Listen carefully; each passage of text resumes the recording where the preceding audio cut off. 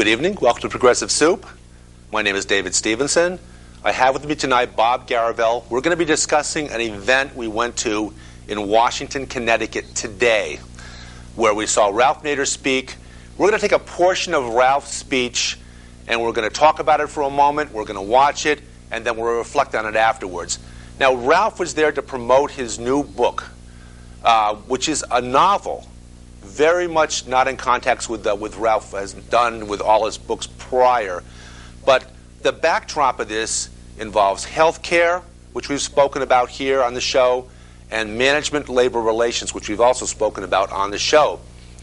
Ralph talks about those things and goes into some detail. Bob, what was your reflection on this beginning portion of Ralph's speech today? Well, Dave, I was very impressed how he started off in the introduction talking about his book. A little departure from the Ralph Nader we remember as a consumer advocate, although he still is today just as much as he was then. He basically was a stalwart for nonfiction reporting and bringing out the abuse of corporations in the car industry, in the insurance industry. I was very touched by the fact that he said it's basically totally unacceptable that 43,000 people in our country die every year because they don't have insurance or they have inadequate insurance.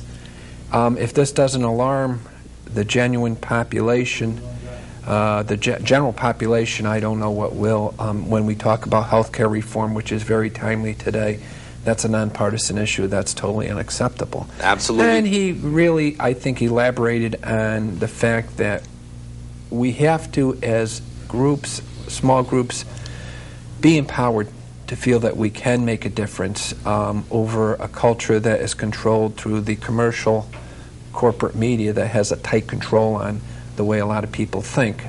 Great. Let's watch that opening segment of the Very speech, good, yeah. And then we'll come back and we'll talk about it afterwards. This is Progressive Soup.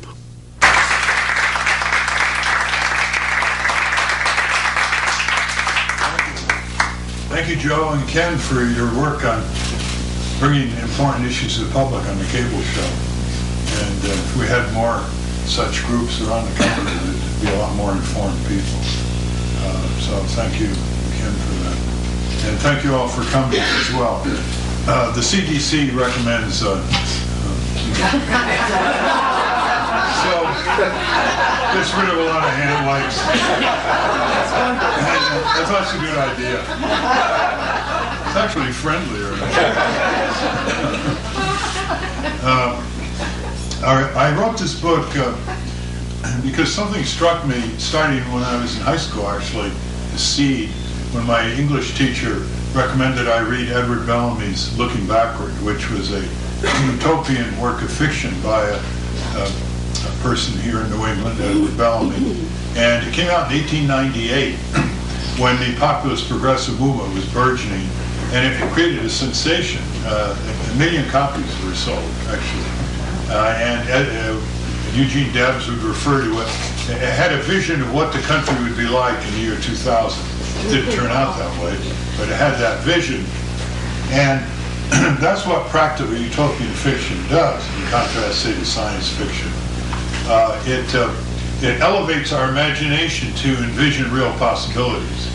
And it does it in a way that makes us recognize that if we don't imagine, we don't reach. If we don't reach, we don't grasp. And the American people have the lowest expectation levels of what their country can become of any people in the Western world. That shocks some people. They don't have a low expectation level of how much money they like to make. But in terms of what the United States as a community can be like, by far. For example, nobody dies in Canada, Britain, France, Germany, Sweden, Luxembourg, Italy, because they don't have life insurance, health insurance. Nobody dies in those countries because they're insured from the moment they're born.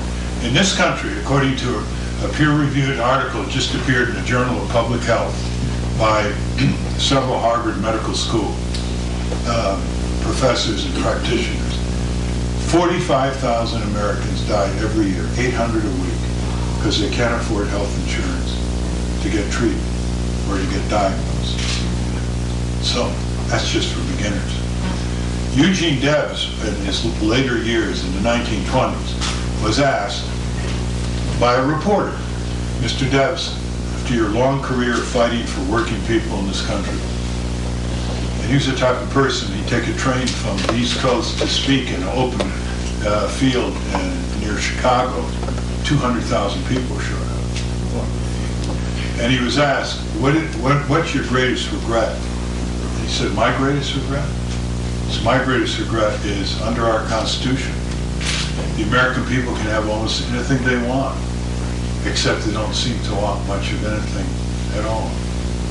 Now take that to 1945, when we were the colossal victors in World War II, #1 in the world, and Western Europe was devastated.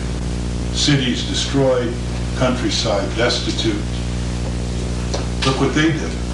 Through their multi-party system, not a two-party tyranny, through their trade unions, their cooperatives, they demanded and received for all their people, universal health care, paid maternity leave, paid family sick leave, paid daycare, good public mass transit, 4-week minimum paid vacation, tuition-free education, and a lot of other things as well. 3 years later, we don't have any of these for all our people. None for all our people. With 50 million people uninsured, millions more underinsured, 47 million workers, 1 out of every 3, getting Walmart wages, $8, $9, $10 an hour before deductions. That's what I mean by low expectation levels. And so we have a great deal more anxiety in this country, more fear of economic disaster. People have to take care of their ailing parents and grandparents and hold down one job, maybe 2 jobs, rushing to daycare, wondering whether their kids were treated right, picking them up, $500 a month, on and on and on. Why do we take this? Why do we take this? Because we're unorganized. Everything starts with organization. The corporations are organized to the teeth. They have organized the political system to the teeth. They own both parties. They own Washington, D.C. They control the budget. They control the distribution of the budget.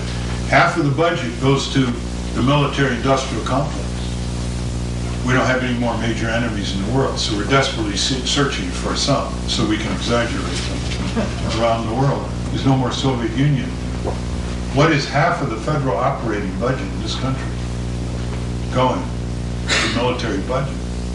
Hundreds of billions in Iraq and Afghanistan to destroy, when we need to repair and remodel and upgrade all the public facilities that we call public works, that we now call infrastructure, and create all those good paying jobs that can't be exported to China because they're building a real economy and not dealing with software.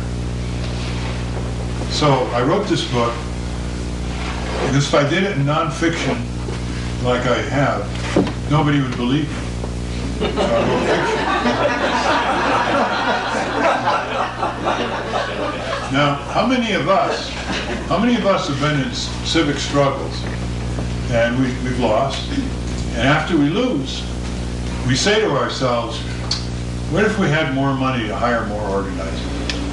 What if we had more mass media to get our message across against our opponents? What if we had influential people who could make key calls to key legislators? What if? That's what produced this book.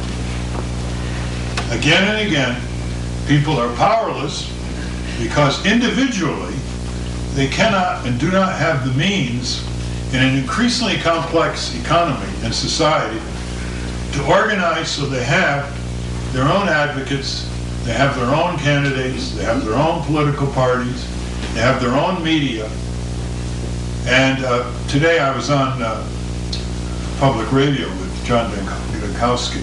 How many heard that, by the way? Wow, I have to tell. And someone called up, Chris called up about credit cards and, you know, the gouges. And so how do we think about that? Well, is there a mass membership credit card holders group to hold the credit card industry's feet to the fire and let members of Congress know what needs to be done about this incredible gouging? No. Zero.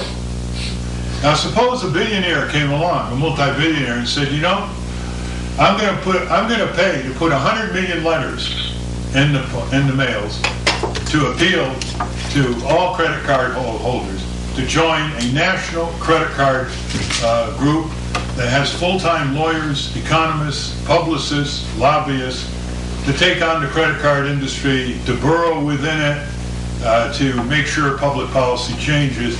So we get the usury laws back, we get the prohibitions on outrageous gouging and trapdoor fees and penalties, etc. There would be 2 million people who would belong. You give me an organization with 2 million people, you know, theoretically just put, and I will guarantee you that you will have a completely different credit card industry. That's how vulnerable it is when it's up against reasonable people power. Now, what 100 million letters cost?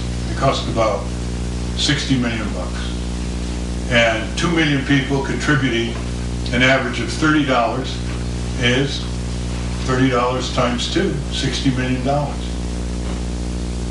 or so a year. So it becomes self-sustaining. Now just multiply that in the area of housing, energy, education.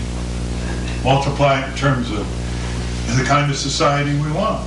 So I wrote this book, and the title comes from a grandmother fleeing with her family from the ravages of Katrina, and without any food, medicine, or water, or shelter. Warren Buffett, who's worth $50 billion, is watching the aftermath of Katrina.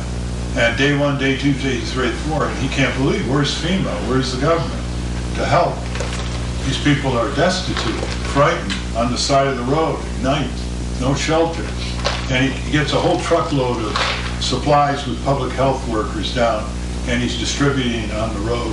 And the word spreads that a billionaire from the Midwest is helping them, and he comes on the extended family, and he's helping. And the grandmother grabs his hands, and society